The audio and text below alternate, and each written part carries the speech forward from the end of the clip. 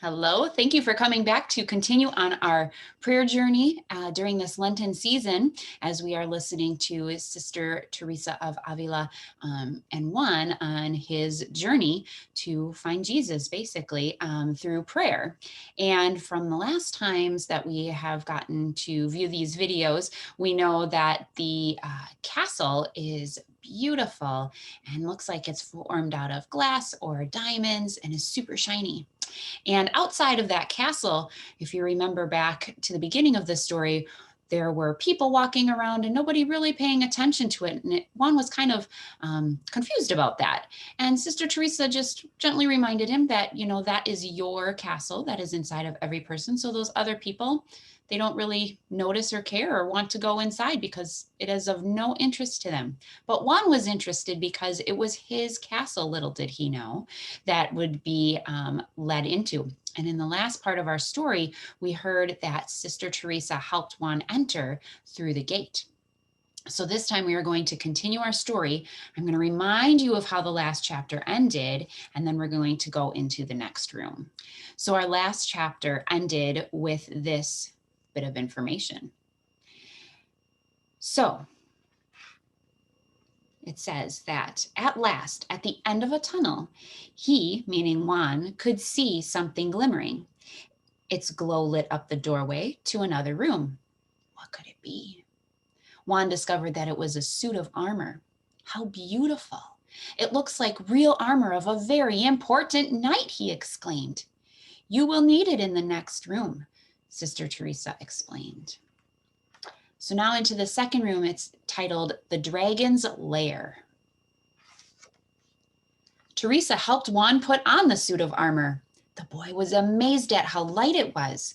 It weighed no more on his shoulders than a thin cape. The helmet felt like a feather. What do I need armor for? He asked. It will help you resist the demons.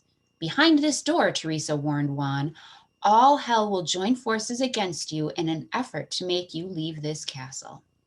I will put my trust in God, the boy said bravely. If you should fail, don't be discouraged. Don't give up, said Teresa. God will be with you to raise you up again.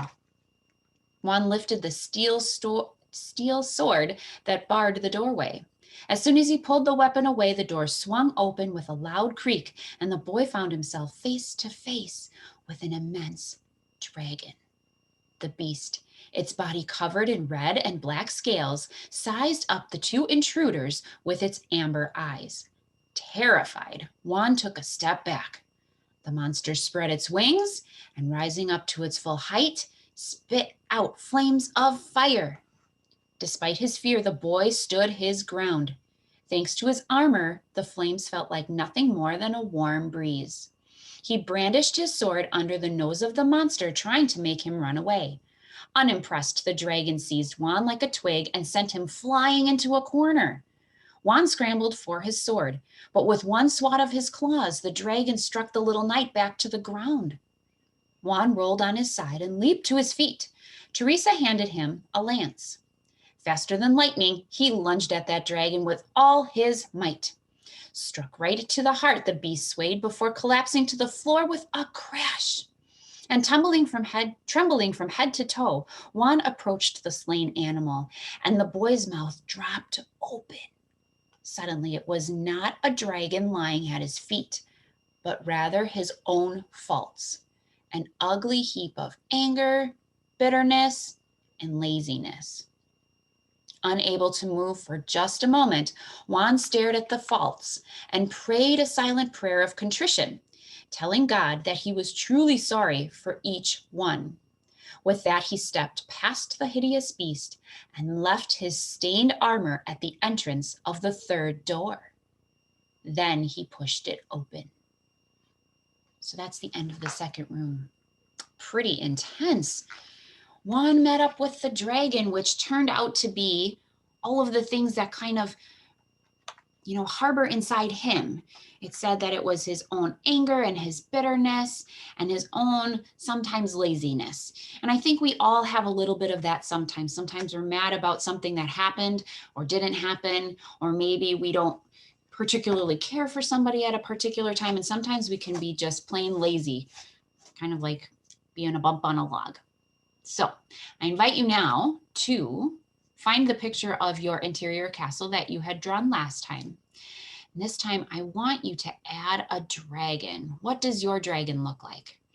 You can go back and re-listen to what I said about what the dragon in Juan's castle looked like, but what does your dragon look like? What are those things that kind of hold you back? And then in your packet, we've got room 2. And in here, it says that you're going to draw in your dragon. And then this week, we heard that Juan put on all of that armor. And not in the Gospels, but in the New Testament, in Ephesians, we hear about the armor of God. And it's our spiritual strength that actually helps us get through every day in every situation. And even when we feel God might not be close, we know that he's there.